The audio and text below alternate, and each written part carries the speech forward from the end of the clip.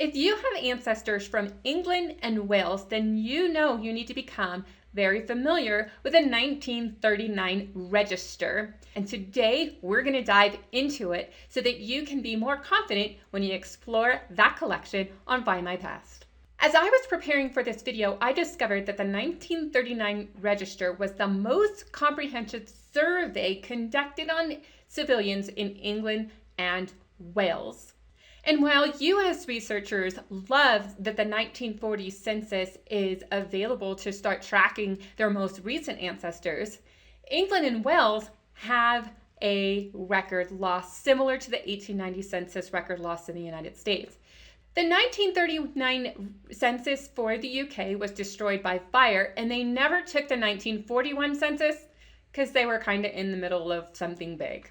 So the 1939 register is the way you research around the record loss gap between 1921 and 1951. There are a number of places online where you can access a part of the 1939 register, but the most complete collection of the record for 1939 is over on Findmypast.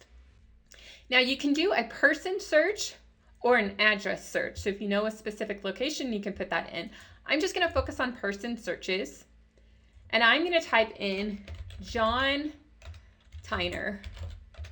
Now I know our fan, John Tyner, is from Ireland, but I figured his name was fun to use. So now there are 13 results that I can go explore. So you will be able to see the year people were born, the boroughs they're located in, the county, the country, and then a specific address. When you click preview, you're going to see a listing of everybody's in the household. I'm going to go back to this one because I've looked at it the most. You can see I have all these check marks. You've already looked at this. Thanks, Findmypast. I appreciate you telling me what I looked at. So hopefully you're asking, who's in the record? Great question. The people that are in the record are over 41 million individuals who were living in England and Wales. There are some caveats. You might also find some foreign visitors, particularly those who were involved with the foreign embassy as well in the consular offices. So who's not in the record collection? If you're from any of these locations, you're probably not in the record. And if your English and Welsh ancestors happen to be traveling, they're not going to be there because it recorded where you were on a specific day. And if you weren't there, they couldn't be counted. That doesn't mean you were never counted. In actuality, you were counted in a separate register. And in the show notes for the video that's over on my blog, I'll have a link to what other collections you're supposed to investigate.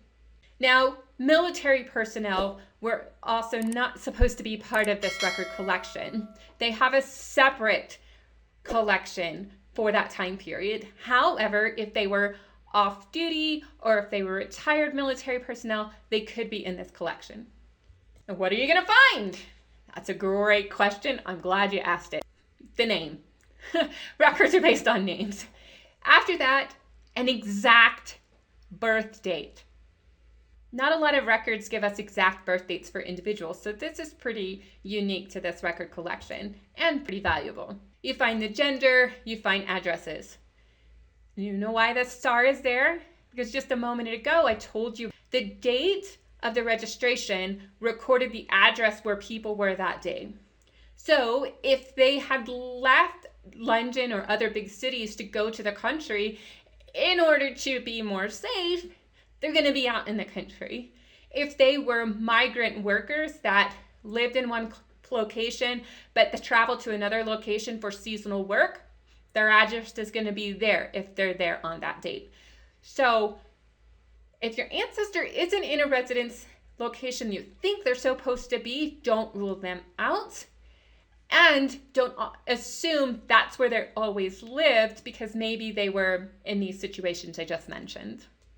Because of the nature of this register in trying to assess what the civilians had to support the war effort, occupations was very important. But there was also a recording of secondary skills that people had that they may not be involved in right now that might be beneficial to the war effort. And so be careful. There might be lots of little skills there, and you want to keep track of that. The next is marital status. And actually the marital status is a little bit confusing to me, and I'll tell you why when I show the actual records. We're going to stick around for that. You're going to see name changes. When somebody's name is crossed out and another one it was written above it, it wasn't always just an error. Many times the researchers at Findmypast have found that represents a surname change for married woman, and then when you see a date beside it, that is likely the date that they got married. So you want to pay attention to these notices. However, the one I'm about to show you has a name change and she's marked it single, so I'm a lot confused. There's two other things that you're going to see. You're going to see a schedule number and a national registration number. The number given to each household or institution is the schedule number, and the number given to each individual person, man, woman, child, that is the national registration number. Now, there are a couple of things you won't find, and then we're going to dive into the records. You won't find relationships. So you're going to see a household, and you're not going to know how they're related. So you got to be careful in making an assumption. If there's children in the house, remember, they're recorded on the date that they were there. What happens is a niece or a nephew was visiting the father or mother in the home. Now they look like children rather than nieces and nephews. So be very careful. The other thing is you don't see places of birth. That is one beneficial piece of information that can help you tie people together. So you need to also be careful there. They don't tell you where they're from. And if you have two people named John Tyner from the same place or born on the same day, it's going to be hard to try to figure out which one is yours. Before we continue, I want to personally invite you to our live streams. They happen every other Friday. Be sure to check the channel page of Family History Fanatics to find out when we have the next live stream, or sign up for our newsletter so you'll never miss another episode or when we go live. So here is John Tyner's household. We have the date of birth, the 1st of July, 1877. We can see that he is a journeyman who can also be a heavy worker. That's secondary occupation. He's married, and those are those numbers I told you, the household number and the person number. And this is likely his wife, Ellen Tyner. There's her birth date. Oh, she's a little bit older, kind of like me and Andy. And her occupation. Now we can go and view the image right now. We can add it to our tree, but I want to show you something cool that Findmypast has on here. Scroll down further and notice they have a map. They've taken the specific address that is associated with John and placed it on a map right there. And then you can zoom in and zoom out and figure out what landmarks and features and what part of Wales this individual is living in. So it's pretty cool. The next feature I want you to pay attention to is over here on the right. This is kind of like record hints on other platforms. Is this person the same? We found a John Tyner, born about the same time period, living in Wales in the 1911 census. Is this your person? As well as the civil deaths and burials records. Pretty cool, and you can have a gateway into other records. If you find them up here on the register, you might be able to find bonus records. So thank you, Findmypast, for those record hints. If you keep scrolling down, you're going to have some social histories, some context, the historical time period. Not only do they give you facts about overall England and Wales, they also give you facts about this location. And you can see the most popular names at the time, and you can then go search in other records such using the John Tyner search and continue on your way. Now, as an American and Canadian researcher, this record looks a lot like a census record.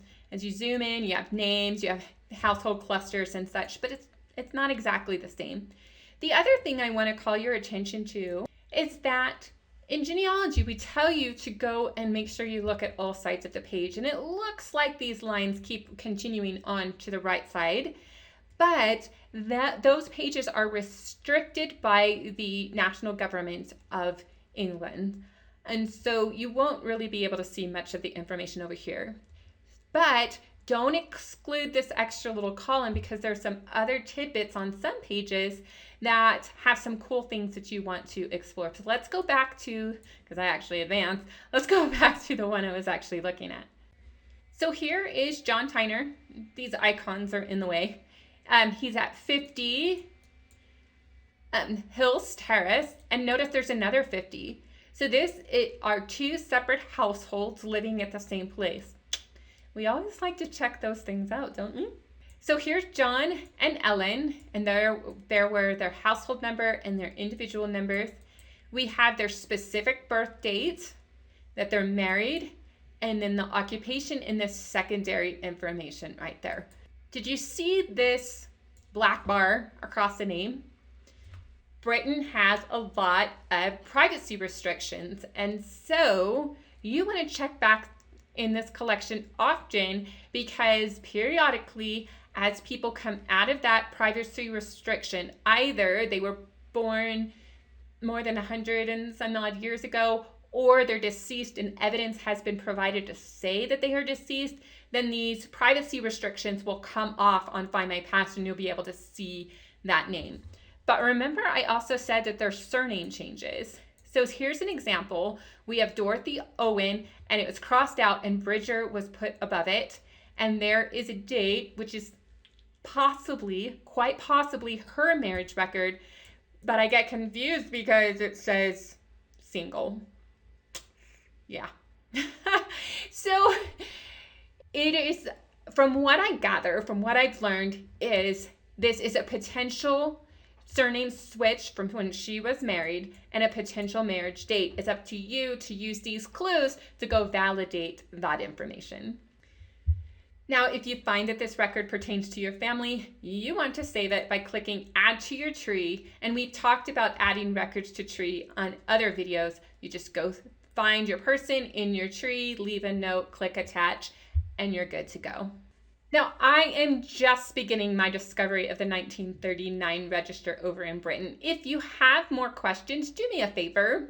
It'll be mutually beneficial. Leave that question in the comment section of this video, because then I will go ask my colleagues that are far more expert in the 1939 register and have them come back and provide an answer. And in so doing, not only are you going to get your answer, but I'm going to learn as well. I hope you don't think that's too greedy. I truly believe that we learn together as we share information. Find My Past has a lot of records that you want to explore on their site. Catholic records, newspapers, and oh so much more. So if you want to learn about Find My Past records, click on this playlist right there and continue the education journey. If you're ready for something new that who knows what it's on, check out this video right here. Quiet!